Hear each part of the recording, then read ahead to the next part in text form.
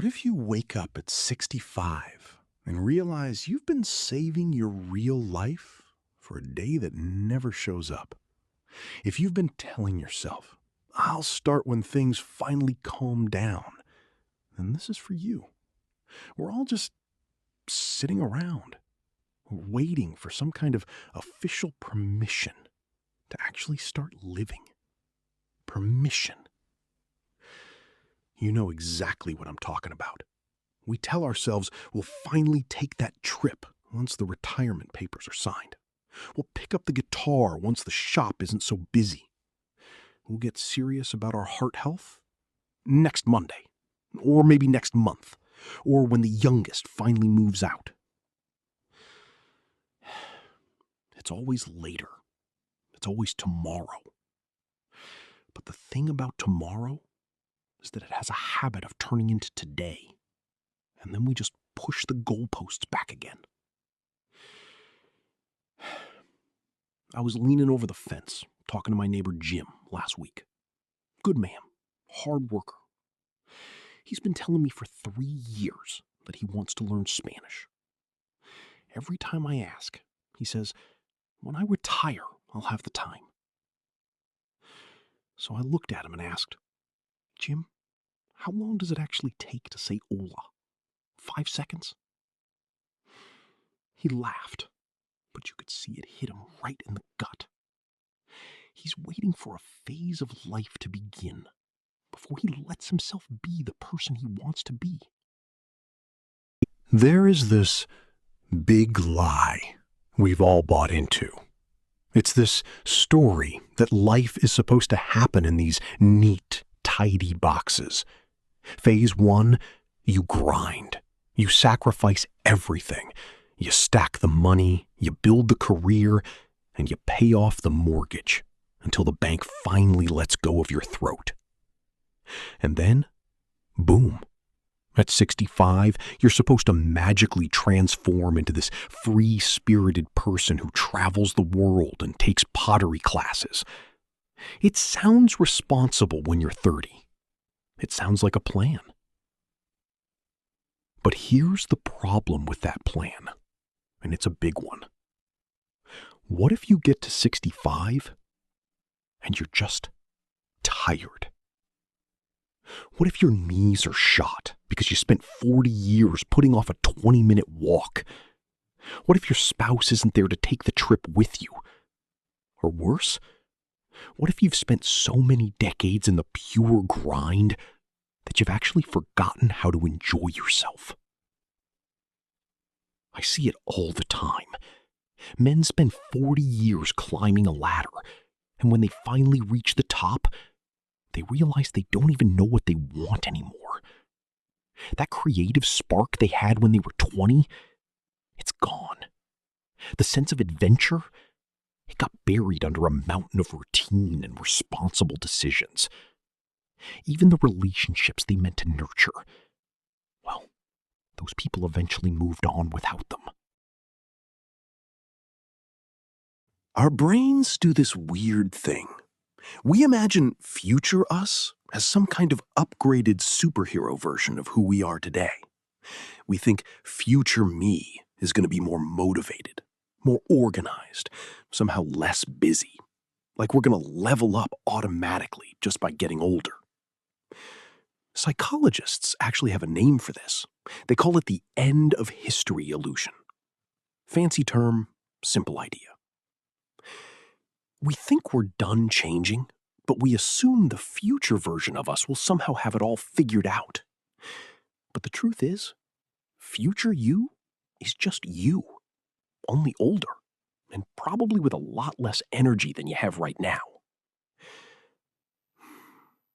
If you don't start practicing the guitar today, retirement you probably won't pick it up either. If you can't find 20 minutes to walk around the block this afternoon, what makes you think you're going to become a fitness enthusiast 10 years from now? The truth is, we use this someday thinking as a shield. It protects us.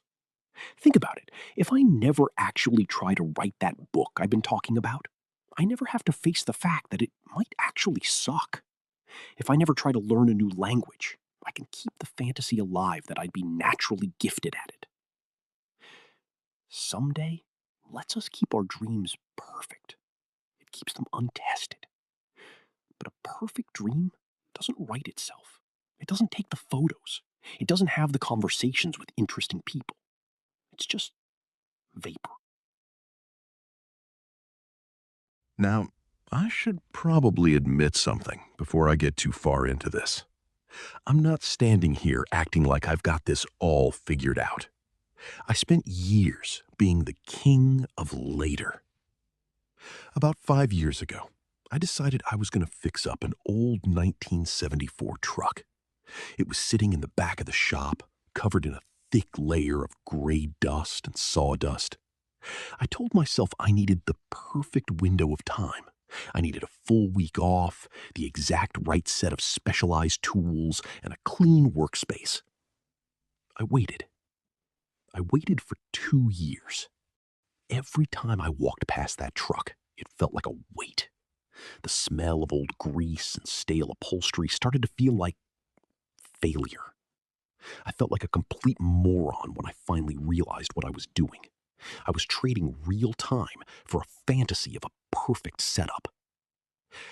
I eventually got that truck running by spending 15 minutes a night on it. Sometimes I'd go out there in my work clothes, smelling like diesel and sweat, just to tighten one bolt.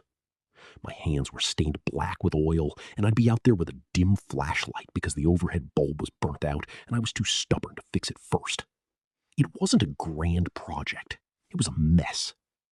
But that truck is on the road today because I stopped waiting for the right time and started using the 15 minutes I actually had. We act like meaningful things require these massive chunks of time. We think we need a whole weekend to sketch or a month off work to get in shape. But most good things in this life happen in the small moments. 10 minutes of guitar practice today beats 10 years of waiting for the perfect moment. A 15-minute walk around the block beats joining a gym someday. I have a friend who learned Italian just by listening to podcasts while he was commuting to work. Another friend became a decent photographer just by taking one photo every single day with his phone while walking the dog. They didn't wait for perfect conditions. They just used the time they had. Let me give you one example that still bothers me. A story that reminds me why we can't afford to wait. I had a friend named Sarah. She always talked about taking a cooking class with her mom. When mom retires, she'd say, we'll have so much fun then. Her mom died of a heart attack at 63. She was still working. Now, Sarah has to cook alone. She told me once she'd give anything to have just suggested making dinner together on a random Tuesday instead of waiting for a someday that never came. The good news is that you don't need to overhaul your entire life tonight. You just need to stop asking for permission to start. You want to be more creative? Spend 10 minutes doodling while you drink your coffee in the morning. You want to travel? Plan a day trip somewhere an hour away. You want better relationships? Text that one person you've been meaning to catch up with. These tiny actions, they might seem small, but they're not. They prove to yourself that you are the kind of person who acts on what matters. They create momentum. The longer you wait to start, the harder it becomes to actually do it. Every day you don't pick up that guitar, you're just reinforcing the story that you aren't a guitar player. Every week you skip the walk, you're strengthening the identity of someone who doesn't exercise. We accidentally train ourselves out of our own dreams. That's the real cost of waiting. It's not just the lost time, it's the gradual erosion of your belief that change is even possible. So, I want to ask you something. What's that one thing you've been pushing off for future you? Don't give me the big 20-year vision.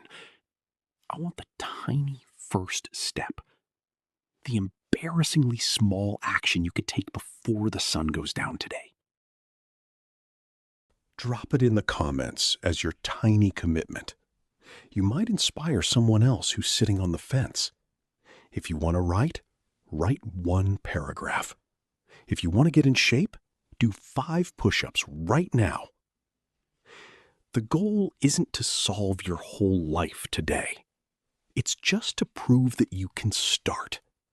Because once you start, everything changes. You stop being someone who wants to do something someday. You become someone who does things. I think it's time to sharpen the tools again. If this helped you find a little perspective today, maybe subscribe for more like this. The life you want isn't waiting for you in retirement. It's available right now, in small pieces, if you just stop asking permission and begin.